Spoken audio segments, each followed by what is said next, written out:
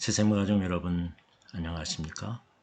벌써 2022년도도 11월 25일 마지막 11월 마지막 속회가 되었습니다. 벌써 이 세월의 이렇게 흐름을 돌아보면서 마지막 한 달 우리가 어떻게 회복할까? 어떤 모습으로 우리가 되어야 될까? 생각해 보면서 이 시절을 유익하게 또 지혜롭게 보내야 할 줄로 믿습니다. 오늘의 속회의 제목은 신앙의 위기를 극복하려면입니다. 한 주간의 삶을 나누고요. 조용한 기도와 찬송과 기도와 말씀으로 시작합니다. 이 순서는 우리가 늘 하는 일들이 있지만 그러나 가능한 한 기본적인 틀도 우리가 지켜나가야 할 것입니다. 오늘 말씀은 에레미야서 26장 1절부터 15절입니다. 제가 읽어드리겠습니다. 유다의 왕 요시야의 아들 여호야김이 다스리기 시작한 때에 여호와께로부터 이 말씀이 임하여 이르시되 여호와께서 이와 같이 말씀하시니라. 너는 여호와의 성전 뜰에 서서 유다 모든 성읍에서 여호와의 성전에 와서 예배하는 자에게 내가 내게 명령하여 이르게 한 모든 말을 전하되 한마디도 감하지 말라. 그들이 듣고 혹시 각각 그 악한 길에서 돌아오리라. 그리하면 내가 그들의 악행으로 말미암아 그들에게 재앙을 내리려 하던 뜻을 돌이키리라. 너는 그들에게 이와 같이 이르라. 여호와의 말씀에 너희가 나를 순종하지 아니하며 내가 너희 앞에 둔 내 율법을 행하지 아니하며 내가 너희에게 나의 종 선지자들을 꾸준히 보내 그들의 말을 순종하라고 하였으나 너희는 순종하지 아니하였느니라. 내가 이 성전을 실로같이 되게 하고 이 성을 세계 모든 민족의 저주거리가 되게 하리라 하셨느니라. 예레미야가 여호와의 성전에서 이 말을 하매 제사장들과 선지자들과 모든 백성이 듣더라. 예레미야가 여호와께서 명령하신 말씀을 모든 백성에게 전하기를 마침에 제사장들과 선지자들과 모든 백성이 그를 붙잡고 이르되 네가 반드시 죽어야 하리라. 어찌하여 네가 여호와의 이름을 의지하고 예언하여 이르기를 이 성전이 실로같이 되겠고 이 성이 황폐하여 주민이 없으리라 하느냐 하며 그 모든 백성이 여호와의 성전에서 예레미야를 향하여 모여드니라. 유다의 고관들이 이 말씀을 듣고 왕궁에서 여호와의 성전으로 올라가 여호와의 성전 새 대문의 입구에 앉음에 제사장들이 선지자들이 고관들과 모든 백성에게 말하여 이르되 이 사람은 죽는 것이 합당하니 너희 귀로 들음 같이 이 성에 관하여 예언하였습니다. 예레미야가 모든 고관과 백성에게 말하여 이르되 여호와께서 나를 보내사 너희가 들은 바 모든 말로 이 성전과 이 성을 향하여 예언하게 하셨느니라. 그런데 너희는 너희 길과 행위를 고치고 너희 하나님 여호와의 목소리를 정종하라.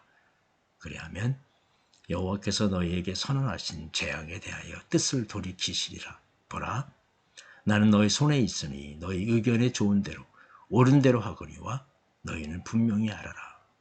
너희가 나를 죽이면 반드시 무죄한 피를 너희 몸과 이 성과 이 성 주민에게 돌리는 것이니라. 이는 여호와께서 진실로 나를 보내사 이 모든 말을 너희 귀에 말하게 하셨습니다. 아멘. 말씀을 나눕니다. 예레미야는 선지자를 핍박하고 박해하던 여호야김 왕 때에 활동하며 성전 예배의 회복을 위해 힘썼습니다. 여호야김 왕은 하나님의 말씀을 경시하고 성전 예배를 더럽히며 선지자를 죽이는 만행을 일삼았습니다. 이스라엘의 큰 신앙의 위기가 닥쳐온 것입니다. 이러한 신앙의 위기는 지금 우리에게도 일어나고 있습니다. 신앙의 위기를 만났을 때 이를 극복하려면 어떻게 해야 할까요? 첫째, 선포되는 말씀에 가감없이 귀 기울여야 합니다. 유다 백성은 요시야 왕이 죽은 후에 급속히 타락의 길을 걸었습니다. 요시야 왕은 우상과 거짓 선지자들을 청산하고 율법에 기록된 말씀을 따라 살도록 종교 개혁을 단행했습니다. 그러나 그 뒤를 이은 여호야김 왕은 악한 길을 걸었습니다. 왕과 백성들의 악행을 지켜보신 하나님은 예레미야에게 성전에 와서 예배하는 모든 자에게 여호와의 말씀을 한마디도 가감하지 말고 선포하라고 지시하십니다. 하나님은 경고 메시지를 들은 백성이 악한 길에서 돌아서기를 끝까지 기대하셨습니다. 우리를 절망으로 밀어넣는 신앙의 위기를 만났을 때 제일 먼저 할 일은 하나님의 말씀에 귀 기울이는 것입니다. 주시는 말씀을 가감없이 들을 때 깨달을 수 있고 비로소 잘못된 길에서 돌이킬 수 있습니다. 둘째, 말씀에 불순종하면 재앙이 닥쳐옴을 알아야 합니다. 주의 말씀을 들었음에도 돌이켜 회개하지 않고 불순종의 길을 걸어가면 성전은 실로처럼 무너지고 성읍은 황폐하게 될 것이라고 하십니다. 실로는 이스라엘 백성이 가나안에 들어가 거주하면서 성막을 만들고 여호와의 법궤를 모셔두었던 장소입니다. 이스라엘은 블레셋과 싸울 때 실로에 있는 법궤를 메고 나갔다가 적에게 빼앗기고 엘리 두 사장의 아들도 죽임을 당했습니다. 이처럼 택한 백성이라도 주의 말씀을 거역하면 재앙이 따릅니다.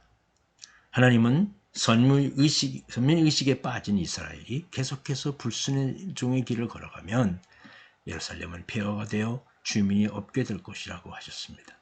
하나님의 백성이라도 주의 말씀대로 살지 않으면 재앙이 닥친다는 것을 우리에게 알려주시고 있습니다. 셋째, 잘못된 행실을 고치고 주님께 순종해야 합니다. 하나님은 제사장과 선지자들과 고관들과 백성들에게 말씀을 전하도록 예레미야를 보내셨습니다. 성전에서 주의 말씀을 선포하는 것은 주의 백성들을 옳은 길로 인도하기 위해서입니다. 그러므로 주의 말씀은 모든 사람이 들어야 합니다. 하나님을 떠나 죄 악속에 살던 사람도 주의 말씀을 듣고 회개하면 다시 살 길이 열립니다.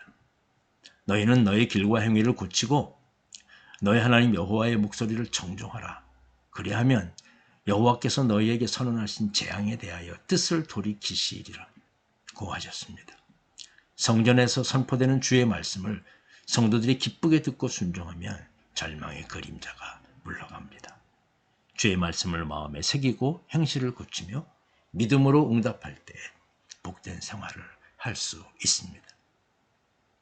눈물의 선지자 예레미야는 영적인 암흑의 시대에 죽음을 무릅쓰고 백성의 죄악된 행위들을 지적하며 주의 말씀을 선포했습니다. 주의 말씀을 전하는 이는 말씀을 가감없이 전해야 하고 듣는 이들은 듣고 싶은 메시지만 들어서는 안 됩니다. 성도는 나에게 주시는 모든 말씀을 나를 위한 말씀으로 듣고 따라야 합니다. 책망의 말씀을 들어도 아멘으로 받으며 돌이키는 믿음이 우리에게 있기를 바랍니다. 아멘. 이어서 말씀을 행하기를 합니다. 묵상 질문으로 말씀을 가감해서 듣거나 전하는 경험이 있습니까? 우리는 이 말씀을 내 생각대로 이해하고 내 생각대로 받아들입니다. 아닙니다. 말씀은요, 말씀 그대로 받아들여야 합니다. 그리고 그 말씀을 그대로 듣고 실천해야 합니다. 두 번째, 믿음이 흔들리지 않으면 어떻게 해야 합니까? 당연히 그 말씀을 사모하고 예배를 통해서 그 하나님 말씀을 소중하게 여겨야 합니다. 그게 나의 기준이죠. 말씀이 나의 기본입니다. 말씀을 듣고 잘못된 방향에서 돌이킨 경험이 있습니까? 우린 수없이 이걸 계속 반복하고 있습니다. 좀 나아지면 좋겠지요. 점점 더 우리의 말씀을 듣고 돌이키는 그런 우리의 삶이 되어야 할 것입니다. 삶의 적용으로 신앙의 위기는 언제 찾아오나요? 이때 위기에 굴복하지 않고 온전한 신앙생활을 하려면 어떤 노력을 기울여야 할지 생각해보고 적용합시다. 신앙의 위기는 다른 것 아니라 말씀이 소홀히 되어지는 데서 찾아옵니다. 내 위기는 언제나 그래서 다시 돌아가야 돼요. 그래서 말씀을 읽고 그 말씀 가운데 우리의 삶을 생각해보고 우리가 말씀을 기록합니다. 읽습니다. 매우 중요한 일입니다. 그런데 이거는 그냥 말씀 듣고 말씀 잘 읽었어요. 그리고 말씀 잘 기록했어요. 그리고 박수치고 끝나면 절대로 안 됩니다. 그 한자 한자 쓸 때마다 하나님의 귀한 뜻을 생각하고 순종하며 나아가는 우리 대표이 되어야 할 줄로 믿습니다. 이제 중보기도 시간입니다. 우리 교회와 성도 가정과 사업과 자녀와 국가를 위해서 함께 우리 여러 가지 방법이 있죠. 돌아가면서 한 소절씩 한 구절씩 기도해도 되고요. 또 몇몇 사람을 택해서 함께 기도해도 좋고요. 통성기도도 해도 좋고요. 이렇게 연합기도를 합심으로 기도하는 것 중요한 것입니다. 우리 기도와 헌금 그리고 죽음으로 마치면 되겠습니다. 올해도 이제 한 달 남았습니다. 이 12월이 우리에겐 참 매우 소중한 기회일 것입니다. 우리 기회를 놓치지 말고 다시 제대로 회복하는 그런 새해를 위해 준비하는 지혜 있는 우리들의 삶이 되기를 간절히 바랍니다. 고맙습니다.